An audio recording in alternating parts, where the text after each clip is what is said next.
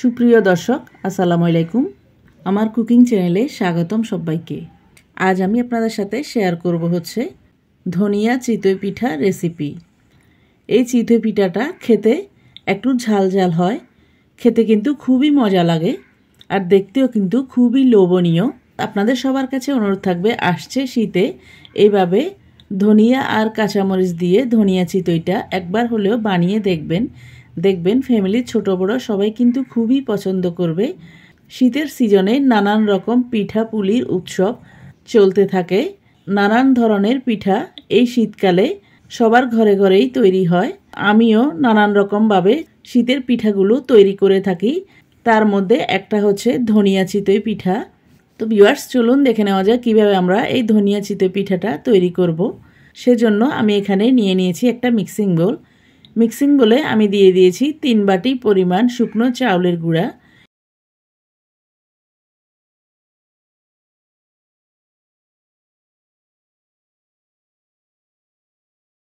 এরপর দিয়ে দিচ্ছি 1 টিস্পুন পরিমাণ বেকিং পাউডার, দিয়ে দিচ্ছি স্বাদ মতো লবণ।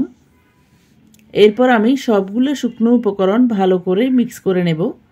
তো ভিউয়ার্স, এখানে একটা কথা বলে রাখি, বেকিং পাউডারটা দিলে চিতই পিঠাটা একদম ফুলকো ফুলকো হবে আর নরম তুলতুলে হবে। এরপর আমি সবগুলো শুকনো উপকরণ ভালো করে মিক্স করে নিয়ে দিয়ে দেব গরম পানি। আমি একটা আঙুল ছবি আপনাদেরকে দেখিয়ে দিচ্ছি, দেখতে পাচ্ছেন একদম কুসুম গরমও না, কুসুম গরম থেকে অল্প একটু গরম, হাতে সহ্য হয় ওরকম গরম পানি দিয়ে আমি চিতই পিঠার জন্য ব্যাটারটাকে মেখে নেব। প্রথমে আমি 2-3 বার করে অল্প অল্প পানি দিয়ে পিঠার ব্যাটারটাকে একটু শক্ত করে মেখে নেব। এরপর 4 থেকে 5 মিনিট পর্যন্ত এই ব্যাটারটাকে হাত দিয়ে কষলিয়ে একদম মেখে আঠালো টাইপ করে নেব আর স্মুথ করে নেব। এভাবে বেশ কিছুক্ষণ পিঠার ব্যাটারটাকে মেখে নিলে পিঠাটা একদম নরম তুলতুলে আর ফুলকো ফুলকো হবে।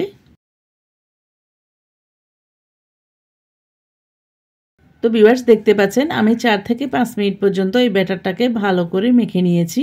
দেখতে পাচ্ছেন ব্যাটারটা একদম আঠালো টাইপ হয়ে গেছে আর নরম তুলতুলে হয়ে গেছে।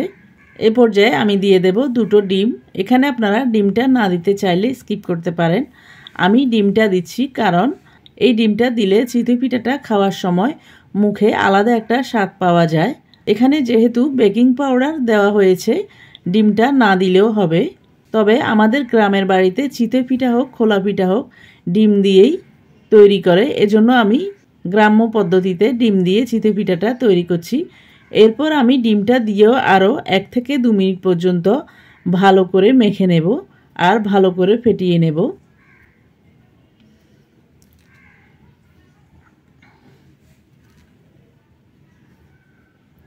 অনেকেরই প্রশ্ন থাকে চিতই পিঠা বা খোলা পিঠা সুন্দর হয় না। এভাবে ব্যাটারটা বেশ কিছুক্ষণ মেখে নিলে পিঠাগুলো কিন্তু সুন্দর হবে, একটা পিঠাও নষ্ট হবে না, চিতই পিঠা হোক বা খোলা পিঠা হোক।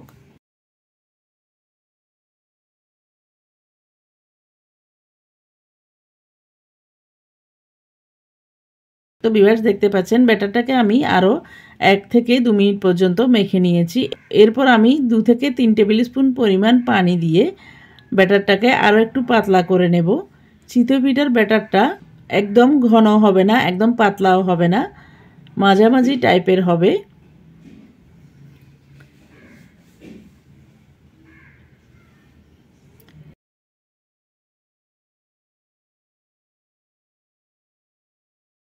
তো ভিউয়ার্স, দেখতে পাচ্ছেন আমাদের পিঠার জন্য ব্যাটারটা অলমোস্ট রেডি হয়ে গেছে। এরপর আমি একটা চামচ দিয়ে এর কনসিস্টেন্সিটা আপনাদেরকে দেখিয়ে দিচ্ছি।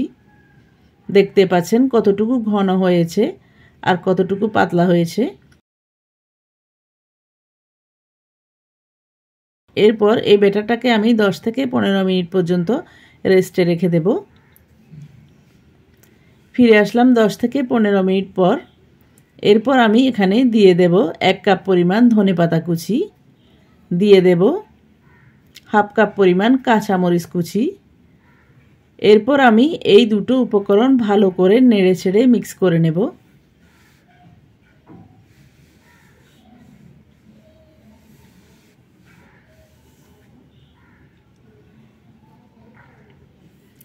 তো ভিউয়ার্স দেখতে পাচ্ছেন ব্যাটারটাকে আমি ভালো করে নেড়ে ছেড়ে মিক্স করে নিয়েছি। এরপর আমি চলে যাব সরাসরি চুলায়। চুলা একটা মাটির খোলা বসিয়ে দিয়ে খোলাটাকে একটু গরম করে নিচ্ছি, চুলা আঁচটাকে মিডিয়াম ফ্লেমে রেখে।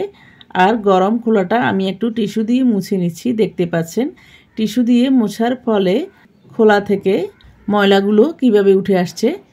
এরপর চুলার আঁচটাকে মিডিয়াম থেকেও কম আঁচে রেখে আমি 1 চামচ ব্যাটার দিয়ে দিয়েছি। আর 1 চামচ ব্যাটার দিয়ে আমি 1 থেকে 1.5 মিনিট পর্যন্ত অপেক্ষা করব। তো ভিউয়ার্স দেখতে পাচ্ছেন ফিরে আসলাম 1 থেকে 1.5 মিনিট পর। দেখতে পাচ্ছেন চিতই পিঠাটা কতটা ফুলকো ফুলকো হয়েছে। এরপর আমি এই পিঠাটাকে একটা খুন্তি দিয়ে উঠিয়ে নেব। দেখতে পাচ্ছেন এই পিঠাটা কতটা কালারফুল হয়েছে।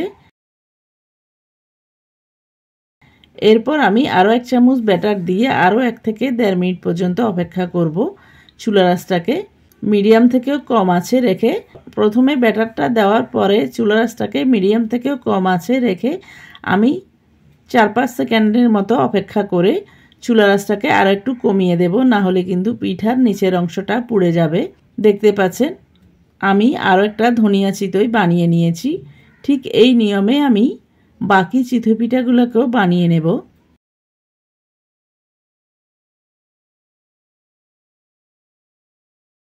এরপর আমি ধনিয়া চিতই পিঠাটা সার্ভ করে নিচ্ছি একটা সবুজ ভর্তার সাথে। এই ভর্তাটা চিতই পিঠা দিয়ে খেতে কিন্তু খুবই মজা লাগে। আবার এই চিতই পিঠাটা শুধু শুধুও খাওয়া যায়। আমি রসুন, ধনিয়া পাতা আর কাঁচামরিচ দিয়ে এই ভর্তাটা বানিয়ে নিয়েছি। আমার চ্যানেলে আরও চিতই পিঠার রেসিপি দেওয়া আছে, ওই রেসিপিতে এই ভর্তার রেসিপিটা পেয়ে যাবেন। তো ভিউয়ার্স দেখতে পাচ্ছেন আমি একটা বাটি নিয়ে ভর্তাগুলোকে বাটিতে ঢেলে নিয়েছি। দেখতে পাচ্ছেন এই ধনিয়া চিতই পিঠাটা দেখতে কতটা লোভনীয় লাগছে। তো ভিউয়ার্স আপনাদের সবার কাছে অনুরোধ থাকবে আসছে শীতে এইভাবে ধনিয়া চিতইটা বানিয়ে দেখবেন ফ্যামিলির ছোট বড় সবাই কিন্তু খুবই পছন্দ করবে। তো ভিউয়ার্স আপনাদের সবার কাছে অনুরোধ থাকবে আমার আজকের এই ধনিয়া চিতই রেসিপিটি যদি ভালো লাগে তাহলে বাসায় একবার হলেও ট্রাই করবেন। আর রেসিপিটি যদি ট্রাই করেন তাহলে কেমন হয়েছে কমেন্ট করে জানাবেন।